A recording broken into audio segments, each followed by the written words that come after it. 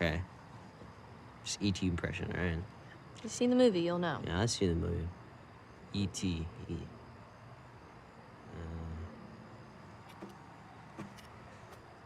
Meh.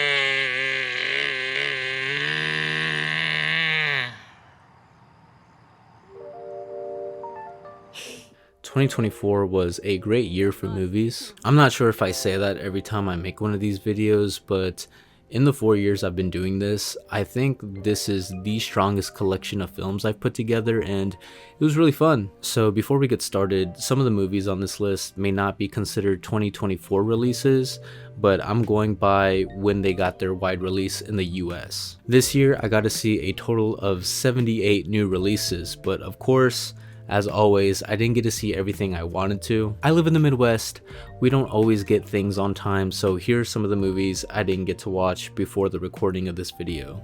I genuinely wanted to wait for The Brutalist until I made this video, but considering they did not add showtimes anywhere near me until the weekend after I upload this, I'll just have to update the list after. Also, before I start this list, I want to give some shoutouts to the movies that just barely missed the cut. Those are Trap, Dee Dee, Memoirs of a Snail, Flow, and Nosferatu. Starting off my list at number 20 is Longlegs. This was a last minute addition I made to the list because I really enjoyed the dark and bleak atmosphere the movie had. One of those rare thrillers that can conjure that Silence of the Lambs discomfort, and it had very memorable character work from Nicolas Cage. Plus, it was my girlfriend and I's Halloween costume, so I'm throwing it in. 19 is Janet Planet, directed by Annie Baker. One of the sweetest perspectives I've seen on motherly love. The whole film feels like a collection of the best memories of your childhood, and it really absorbs you into this revolving door of people entering a mother and daughter's life. 18 is the brand new AMC ad. I'm kidding, it's Baby Girl, directed by Helena Rain. A tense but erotic exploration of a CEO's deepest sexual desires with their intern. Shocking, yeah, but surprisingly holds a much more interesting conversation about the conversion of power. When or where is it gonna happen, you don't know, and this movie is great at keeping you on your toes like that. 17 is Kinds of Kindness, directed by Yorgos Lanthimos. Yorgos is one of the leading filmmakers today that has not missed a beat when it comes to making great, original, and unique stories. He's scratched a lot of genres at this point, so for him to do this multi-storied project feels like he's flexing his capabilities and utilizing every actor to some of their highest potential. Maybe his messiest film to date, but it still finds some charm in that.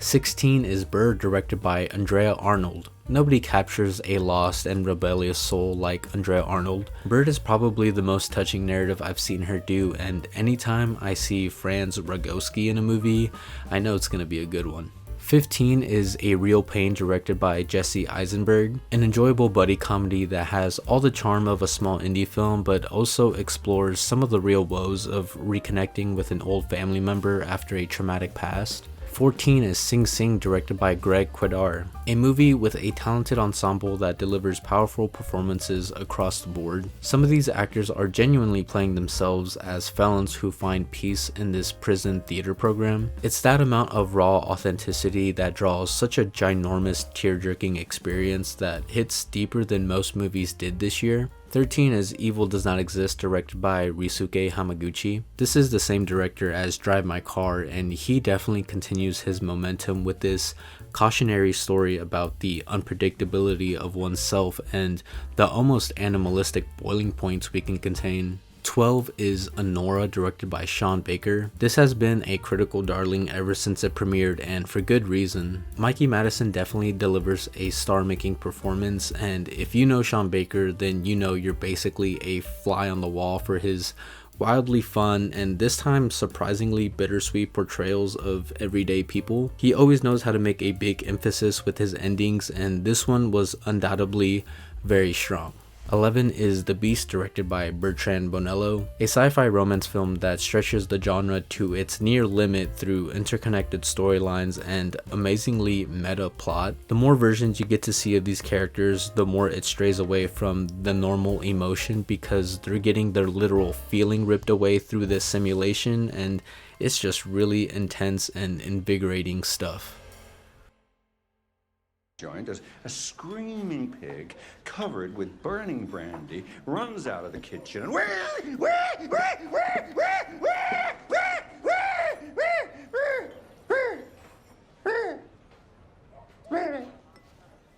and dies right by the Queer is one of 2 movies directed by Luca Guadagnino on this list, and even though it wasn't my favorite of his, it's still something so powerful that took me on one of the best cinematic experiences of the year. Daniel Craig and Drew Starkley had incredible chemistry in this. It's a romance that simultaneously reads as a memoir for the character of Lee, which makes sense because it's based on a novella from the 80s and it takes you to places you wouldn't even think belong in a movie like this. It's incredibly adventurous and fun, but overall serving a bigger theme of sadness and despair as Lee drinks his life away in Mexico. It's framed as something very grand and emotionally complex as Lee battles his demons along with being in love with the character of Eugene. This feels more than just an unofficial Call Me By Your Name sequel.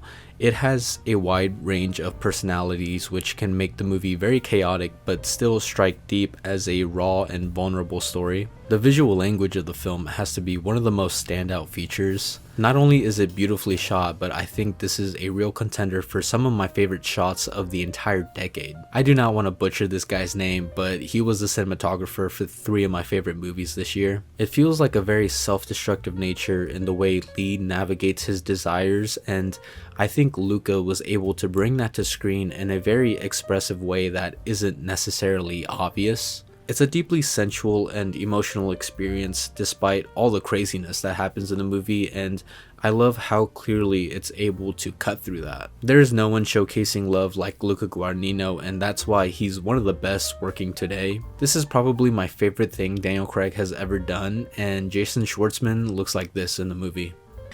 No, that's not me. I'm not a doctor like that. Sorry? Do you want to touch my face? Touch my face. Just put your hand on my face.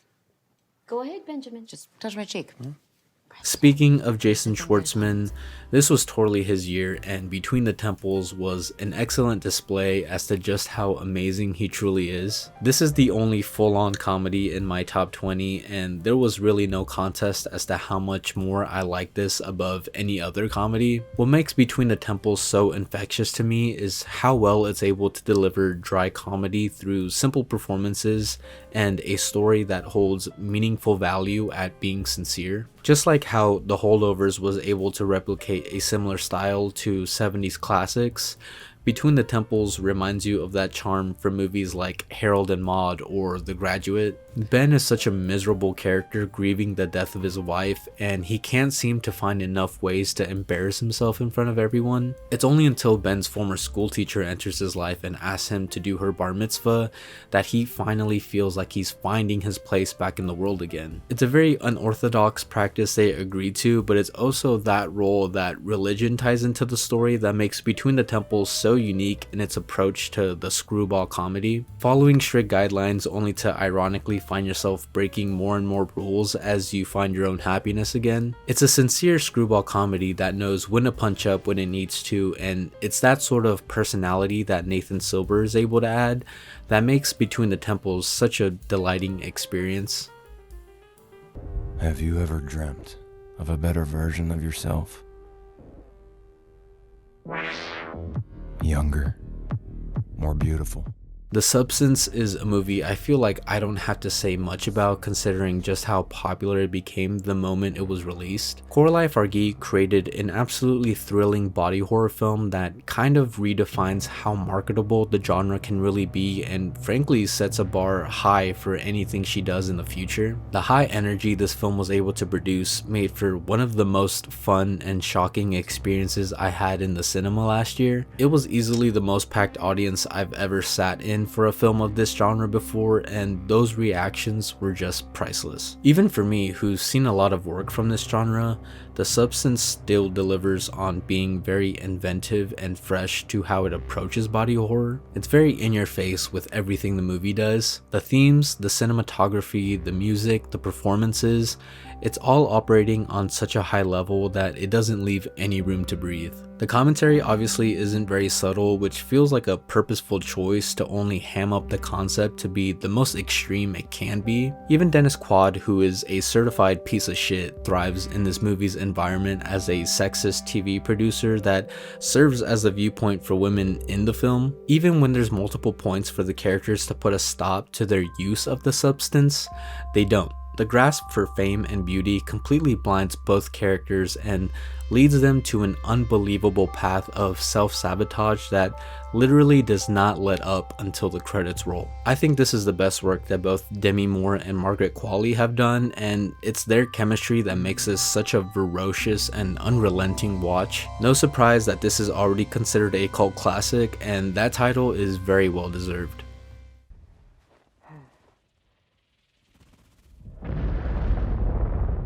If you've been following my channel, then you probably already know how I feel about Dune. I think it's one of the most important blockbusters in all of cinematic history, and it's really special we're getting to experience it in real time. Clearly, Dune has so much to be explored, and Denis' vision feels like it's truly on a mission to capture all of it the very best he can. Dune 1 already felt like a cinematic achievement, and that was only introducing us to the ground elements of Dune. Dune 2 is the point of the story where it can really thrive into just how epic it can be, and it does not disappoint. Everything that made Dune 1 special is made to be even better here, and if you weren't any smarter, then you'd honestly believe you watched a whole saga, but there's still another film to come. Dune 2 delivers on being such a high point in the series, and it creates some sequences that will just leave you in awe, especially if you got the pleasure to watch it in IMAX. The film has plenty of special moments, but that third act with the worm ride and Hans Zimmer's score will never fail to have your ass levitate off that seat. Denis has truly proven to be one of the best filmmakers of our time, and Dune may just be his magnum opus. You hear that? That alarm. You're an actor, right? Movie actor. I've seen you around. A Different Man feels like it exists in a perfect world of irony that just so happens to bring a lot of humor and heart to its story and characters. Personally, if we're talking best scripts of the entire year, I feel like this one's got it. Before I saw the movie, I genuinely thought Adam Pearson and Sebastian Stan were playing the same characters, but what ended up actually happening was even more interesting and unique than what I was expecting. Oddly enough, just like The Substance, A Different Man is all about yearning for a better physical change, but once that happens, things only manage to get worse. This isn't a horror film by any means. It's mostly entertaining in the sense that the irony of two characters living simultaneously with the same facial deformation manage to cross paths and have such different outcomes. These parallels in the characters' lives make for such a hilarious set of circumstances that also holds a hefty side of jealousy and complete spiral for Sebastian Stan's character. He has a very endearing character that you want to root for, but once Adam Pearson enters the picture, he is genuinely a scene stealer. Even if this is written into the script, Adam Pearson is such a charismatic beam of light. I'm surprised his credit list is as short as it is. Obviously, this film sheds a bigger light on representation of deformality, so hopefully it doesn't go unnoticed the amount of talent that man has. This is such a unique type of rivalry in which one person doesn't even know there's a rivalry going on in the first place. And better yet, with the inclusion of Renata Reinsve serving as the love interest and her off-Broadway play, it gives the film a very interesting ground for competitiveness for Sebastian Stan's character. It's a widely original and charming script that I enjoyed every second of.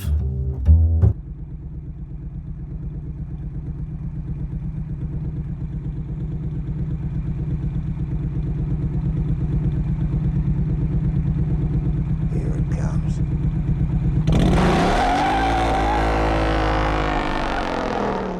Experiencing Furiosa the same year as Dune 2 is the reason why cinema is the gift that keeps on giving. I know I gassed up Dune a lot for being a generational type of blockbuster, and it is, with the slight exception of Furiosa being slightly better. Honestly, it's all a matter of personal preference. What I love about Furiosa is that the idea is so singular. The whole film can almost be seen with the same effect as if it had no dialogue at all. I think Furiosa herself only has like 30 lines total, which goes to show the kind of visual approach George Miller prioritizes in his Mad Max films. Furiosa not only expands the backstory for the character, but Anya Taylor-Joy completely shapes her into her own. With only gazes and body language to display the vengeance that fuels a character like Furiosa, the rest of the film reflects that pain in this unforgiving wasteland that's taken everything from her. Fury Road already had the vision right with its non-stop action sequences that had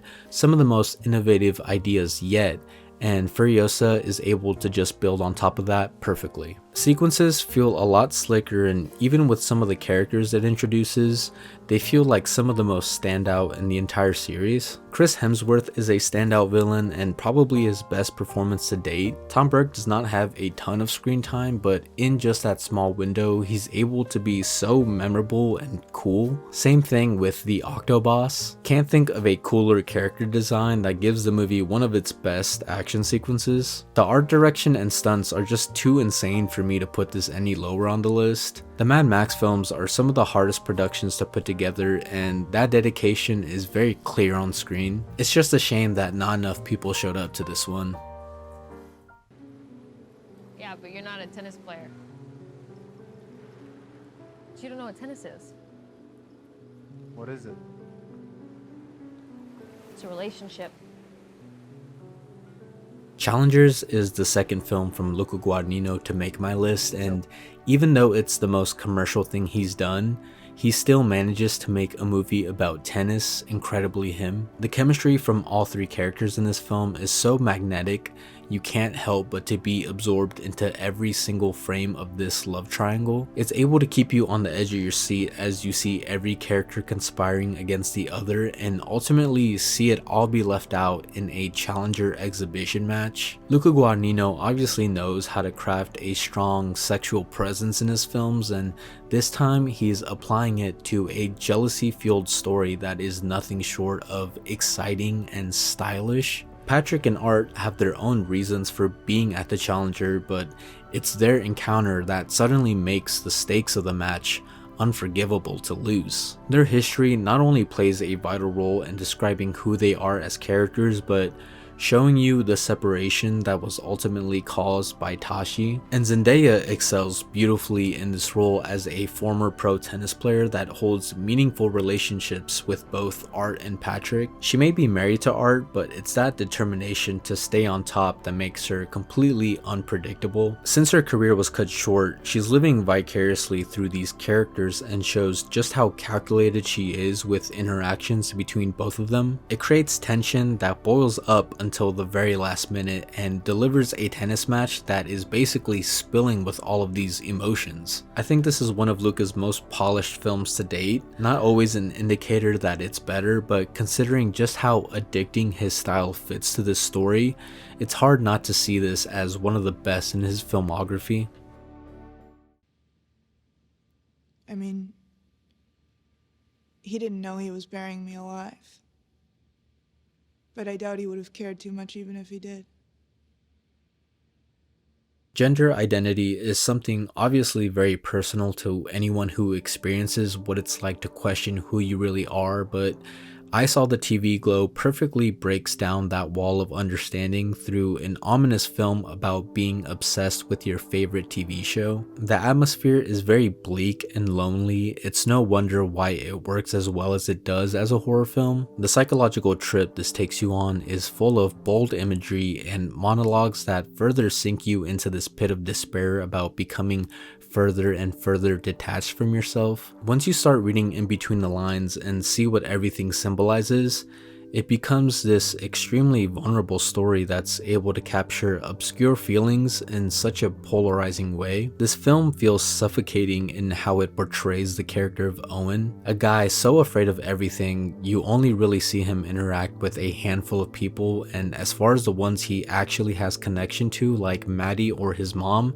they just sort of disappear from his life entirely. Jane Schoenburn puts a lot of detail into creating this eerie supernatural world because it's what makes Owen so deadly afraid to admit what's real and what's not. He can't bear to embrace the world he's been consuming for so long, and even describes his biggest fear as being completely empty inside. It's a film about avoiding yourself and the horrors you can live by simply running away. The friendship between him and Maddie touched me because they're so alike, and she even tries to help him, but it's ultimately a leap you'll have to make for yourself. The themes really hit me like a truck. I thought it was a powerful piece of work, and I can't applaud this type of creativity enough. Also, extra points for assembling such a well-rounded soundtrack. It perfectly accompanies everything the film stands for and even layers it with a comforting message that will undoubtedly mean a lot to plenty of people who watch it.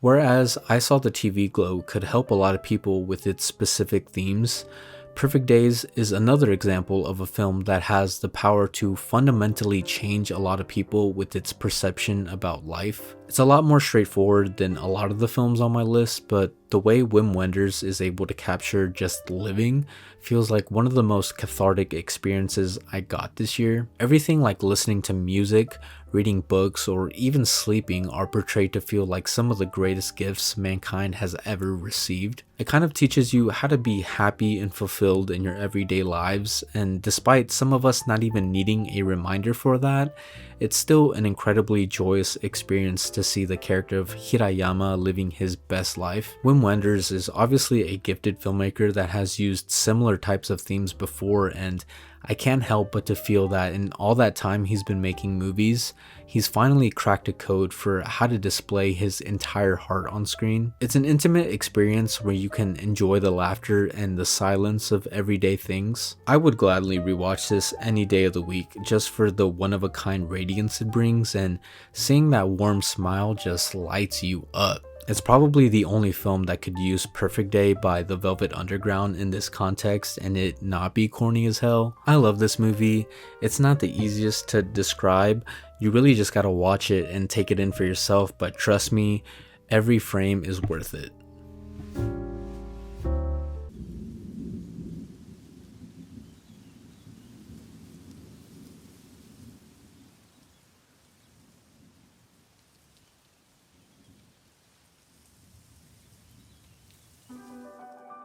La Quimera by Alice Rohrwacher was my favorite film that I saw in 2024. What I loved so much about La Quimera and what really stuck with me was how well it integrated adventure with themes of love, passion, and the afterlife. It's a film that feels so alive with how characters interact with one another. There's tons of beautiful locations that are thriving with extras, yet the character of Arthur feels so misplaced. In the beginning of the story, it's brought up about how he lost his loved one, Binyamina, and that feeling never truly disappears. His life is no more than grave robbing with a group of outcasts, and it's through these archaeological artifacts that he's able to slowly find that piece of his life he's been searching for again. Sure, the intent is to sell them to get by, but it's clear that Arthur sees more value in these artifacts just by how he looks and interacts with them. This type of connection to the inimitable object is what makes La Quimera a gem in of itself, because even with a journey full of invaluable treasures, none of it measures up to what Arthur already lost. La Quimera translates to the impossible dream. I don't speak Italian, it says it right here on the back of my Blu-ray, but it's that goal that becomes increasingly more synonymous with the dead. Finding that redemption and beauty for Arthur that finally sets him free from his past. It's a beautiful ode to the things that are lost and the pushback against capitalistic greed when it comes to them. I thought the story in this movie was wonderful and had a very unique approach to the themes with all of its clear influences from older Italian directors like Fellini. I know Josh O'Connor had an amazing year with Challengers, but this was the film for me that really catapulted him as a true actor whose endearing performance reminded me of someone from the golden age of Hollywood like Bogart. Carol Duarte, who plays a supporting role, also makes quite the impact on the film as a maid that becomes close to Arthur. That relationship is essential to Arthur's journey as a character, and I thought her performance was another highlight of the film. Overall, just as it draws inspiration from, La Chimera feels like an art form that we just don't get much of anymore. Alice Rohrwacher created something special that pays homage to a lot of things and fulfilled her vision completely. That is why it is my favorite thing that I watched in the year 2024. I really hope you all enjoyed hearing about my favorite films of the year. Of course, I'd like to hear back from all of you. What were some of your favorite films of the year? I'll have the complete list linked down below in the description. I'll keep updating it as I watch films that I missed from this year, so if you're curious about where any of those will land, then it might have already been updated right now as you're watching this. Like I said, I'm bummed that I didn't get to see The Brutalist specifically before working on this video, but since I finally got tickets, we'll see where that ends up landing in a couple of days. Thank you for watching.